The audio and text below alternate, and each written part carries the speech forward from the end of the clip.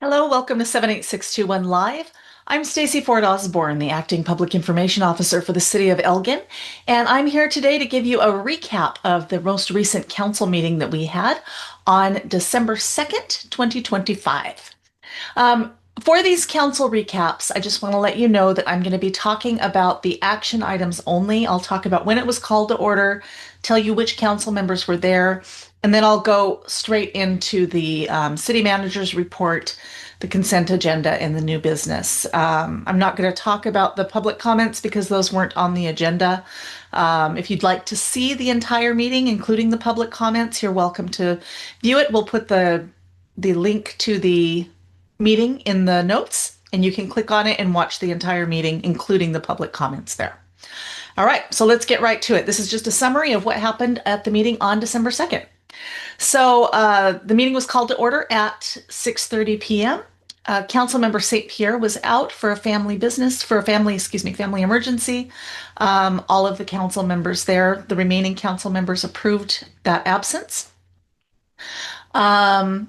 We did have a public hearing. The public hearing was for the annexation of 174.01 acres of land.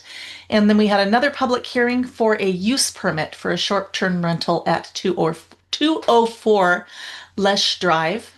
I might be pronouncing that wrong. It might be Loesch Drive. There were no comments on either of those public hearings, and so they closed without any comment. So the city manager's report had 7 items on it. One was the notification of the Elgin Recreation Center's award of a National Recreation and Park Association's Supporting Healthy Aging Through Parks and Recreation 5.0 Instructor Training Grant. That's a long title, but it's basically an organization, the National Recreation and Park Association, has given our Parks and Recreation Department a grant to support healthy aging. So it's an instructor training grant, so we don't have to pay instructors for those kinds of classes. We also had the quarterly reports for the Board of Adjustments and the Building Standards Commission, as well as the Parks and Recreation Advisory Board. Our Parks Director, Elizabeth Marzek, got up and gave a recap of the special events permitting process that we're going to be putting into place in the city in the coming months. Council heard it, had a couple of questions, and we're going to bring it back to council to officially make it our policy at a later meeting, probably in January. This was also the last meeting for Elizabeth Marzek. She is moving on to another position in another state, and we're so sad to see her go, but really happy for her. So the mayor gave her some words of encouragement and thanked her for her service to the city. Christina Alvarez gave the Main Street Board quarterly report, and we had a discussion on the potential use of parkland fees for essential projects in fiscal year 2025-26, with Michael Gonzalez presenting on that. So those were all the items in the city manager's report. It went fairly quickly. There weren't a whole lot of questions, although we did have some questions about the special events permitting process, which is why we're going to bring it back to council at a further date. The consent agenda had 4 items on it. There was the minutes from the November 5th meeting, the council work session meeting. There was a special event application for an alcohol ordinance waiver, sound ordinance waiver, and fee waiver for a street closure for a business, Key Elevation Luxury Cuts. They're going to be having a celebration on December 13th. So there was a fee waiver request for that. There was a resolution of the City of Elgin ratifying payment and authorizing the pay application to GrantWorks. So this is the second the second milestone that GrantWorks has received for their Kennedy Street and County Line Road projects. And there was also a resolution of the City Council approving the updated City of Elgin pay scales that talked about the COLA adjustment in the pay scales for the police and general municipal positions. All of those items were passed without being pulled, so the consent agenda passed without any additional comments or discussion. So on new business, there were 8 items. The first was an ordinance that set the time and place of the 2026 regular monthly meetings of the city council. Um, the only thing, there were several dates recommended for city council dates. The only thing that council changed on that was to update. I'm sorry, I have a cat here. It's just the way it goes with these updates. Um, Council did move the meeting that was scheduled for November 3rd, I think it was. They moved it to the 17th because November 3rd is election day. So the November meeting will be on the 17th instead of the 3rd as it was proposed. Roger Adams was recommended to be reappointed to the Bastrop County Advisory Board of Health, and that passed unanimously. There was a discussion and a possible direction to staff regarding the distribution of community nonprofit support funding as included in the annual operating budget. That passed with very little comment and discussion as well. Then Heather Fowler, who's our library services direct manager, got up and presented the updated general use policies for the library.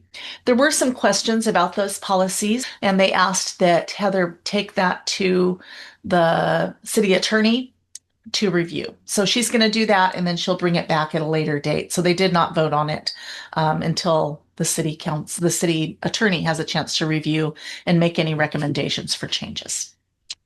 The fifth item on the agenda for new business was the chamber agreement. This was an agreement for the Chamber of Commerce, the Elgin Chamber of Commerce, and the funding of the operation of the Visitors Center. Interim City Manager Robert Eads gave a presentation and talked about the new contract that he had talked about with the chamber, and he presented that contract to council. They had a fairly lengthy discussion about what kinds of things had changed in that contract.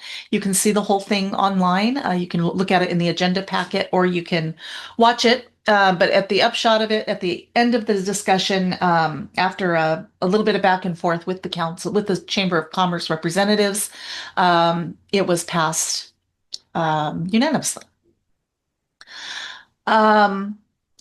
There was an upsizing event. This was item number 6, which was a resolution authorizing the city to enter into a cost participation agreement for the upsizing water and wastewater lines on the North Side Meadows development.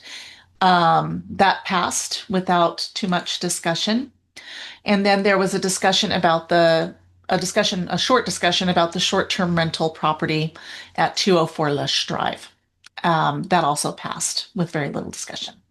And then the final item was on the comp study. That's a compensation study that we are going to be having in the next year for our city employees. And there were 14 firms that responded to our RFQ.